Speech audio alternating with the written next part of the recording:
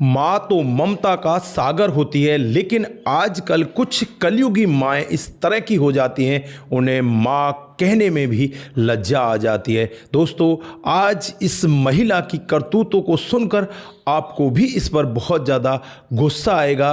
बेटे की रोने की वजह से माँ ने कर दिया इतना बड़ा कांड।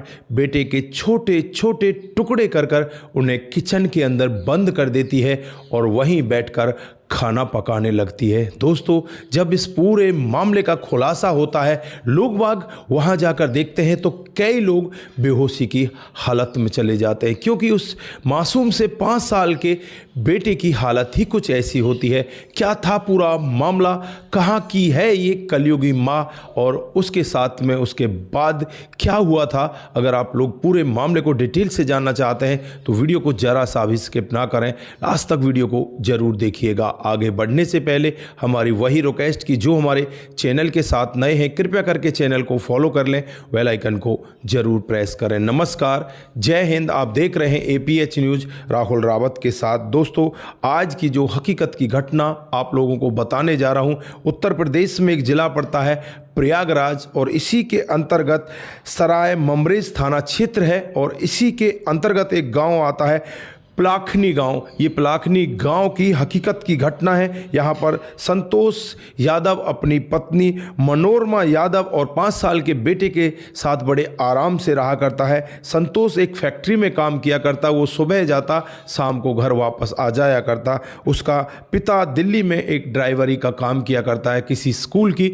बस को वो चलाया करता है। माँ है नहीं, कुछ दिन पहले माँ इस जहाँ को छोड़कर जा चुकी है। घर पर 3 ही लोगों का परिवार होता है। ये 3 लोग बड़े आराम से रहने लगते हैं और कुछ दिन पहले से ही जो पति पत्नी है, किसी बात को लेकर उन दोनों की कहासुनी हो रही थी। अड़ोसी पड़ोसी भी कई बार बीच बचाव में भी आ जाते हैं और कई बार ये सोचते हैं कि पता नहीं, इनका तो रोज का हाल है। दोस्तों, 12 मार्च 2026 का दिन होता है जब पति सुबह सुबह अपनी ड्यूटी पर चला जाता है और शाम को ड्यूटी करने के बाद 5 बजे वो अपने घर आता है। तो घर आकर देखता है आज उसका बेटा उसे कहीं भी दिखाई नहीं दे रहा था, क्योंकि हर दिन जब वो ड्यूटी से घर आता तो बेटा भागकर उसके गले लग जाता, उसके साथ वो खेला करता।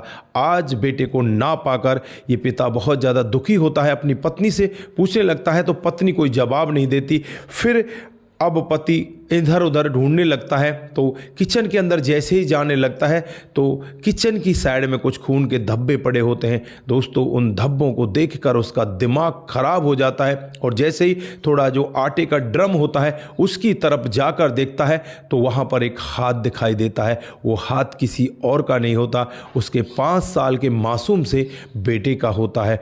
अब यहाँ पर जो पिता है उसे साफ पता लग चुका था कि तेरी पत्नी ने आज बहुत बड़ा कांड कर दिया और थोड़ा सा अंदर झांक कर देखता है तो वहां पर सर भी और शरीर के और भी हिस्से पड़े होते हैं।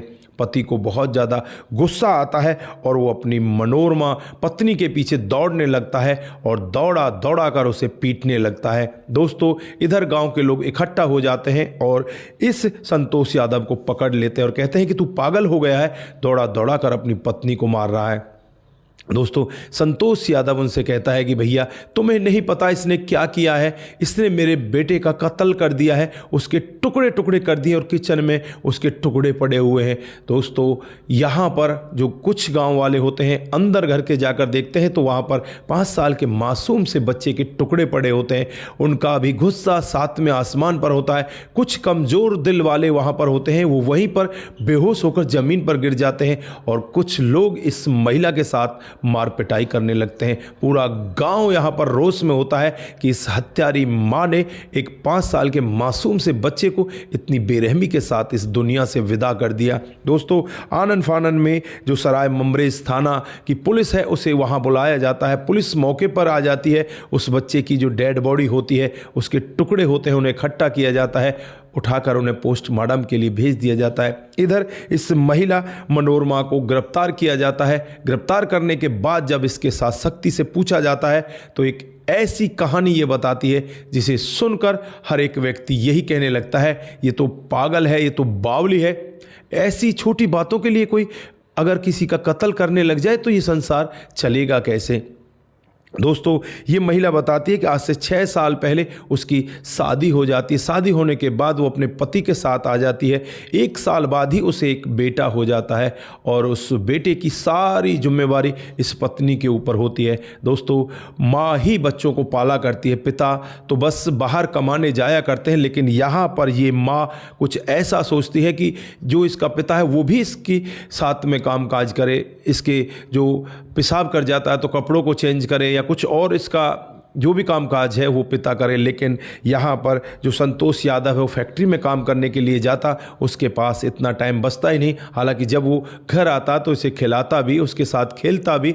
लेकिन यहाँ पर पत्नी को इसी तरह से गुस्सा चढ़ने लगता है। धीरे धीरे समय बीतता रहता है और 12 मार्च 2026 का दिन आ जाता है। सुबह से ही यहाँ पर संतोष और मनोरमा के बीच में लड़ाइयाँ होने लगती हैं। फिर यहाँ पर संतोष अपनी ड्यूटी पर चला जाता है, मनोरमा घर में अकेली रह जाती है।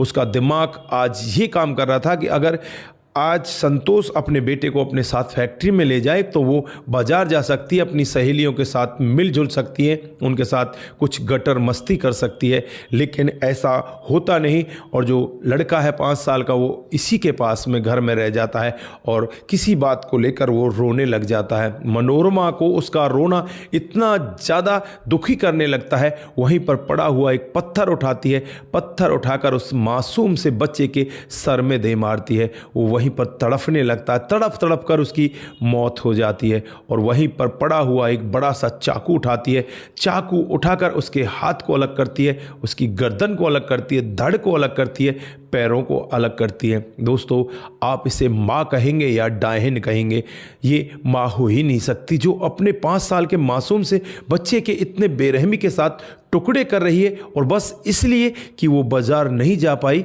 दोस्तों उसके बाद टुकड़े करने के बाद वो जो वहाँ पर खून के धब्बे वगैरह लगे होते हैं उन्हें साफ ही कर रही थी, तभी वहाँ पर इसका पति संतोष यादव पहुँच जाता है। और संतोष यादव जब ये पूरा दृश्य देखता है तो उसका गुस्सा 7वें आसमान पर होता है।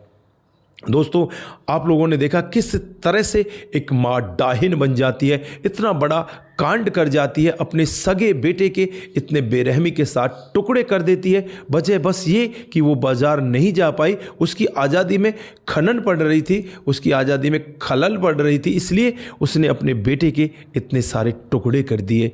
तो दोस्तों आप इसको माँ कहेंगे, मैं तो इस माँ शब्द को नहीं लजाना चाहता, मैं तो इसको माँ कह ही नहीं सकता क्योंकि ये माँ बनने लायक ही नहीं है। इसे तो भगवान यही अच्छा होता कि इसे बांझ पैदा कर देता, ये बच्चे पैदा करती नहीं, इसने तो बहुत बुरा काम किया है। तो दोस्तों आप लोग इसे किस तरह की सज़ा में देखना चाहते हैं वो भी आप कमेंट बॉक्स में ज़रूर देकर जाएं। दोस्तों आज के लिए बस इतना ही, फिर मिलते हैं किसी नए मोड के साथ। तब तक के लिए आप अपना ख्याल रखें, परिवार का ख्याल रखें, सतर्क रहें, सावधान रहें, रिश्तों की अहमियत को ज़रूर समझें। दोस्तों ऐसी घटनाओं को सुनकर एक बार के लिए दिल अंदर से झकझोर जाता है।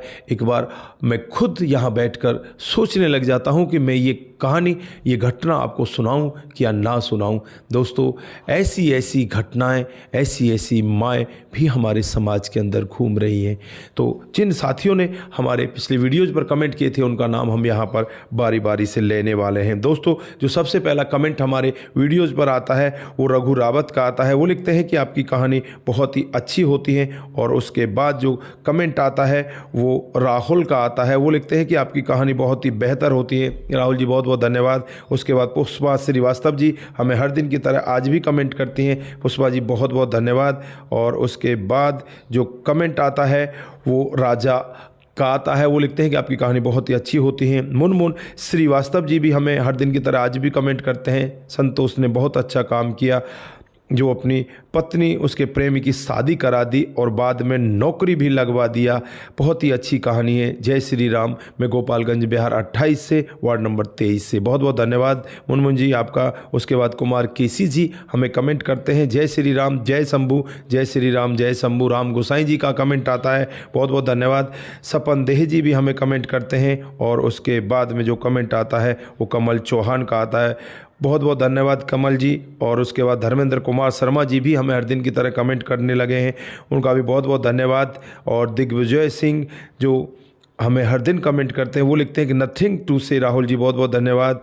और उसके बाद में ऋषि मंजूर जी हमें कमेंट करते हैं, सूरज DEO का कमेंट आता है। आप सभी का दिल की गहराई से बहुत बहुत धन्यवाद। आप सभी लोग इसी तरह से हमारे साथ बने रहें, इसी तरह से अपने कमेंट हमारे साथ में साझा करते रहें। सतर्क रहें, सावधान रहें, रिश्तों की अहमियत को ज़रूर समझें। नमस्कार, जय हिंद,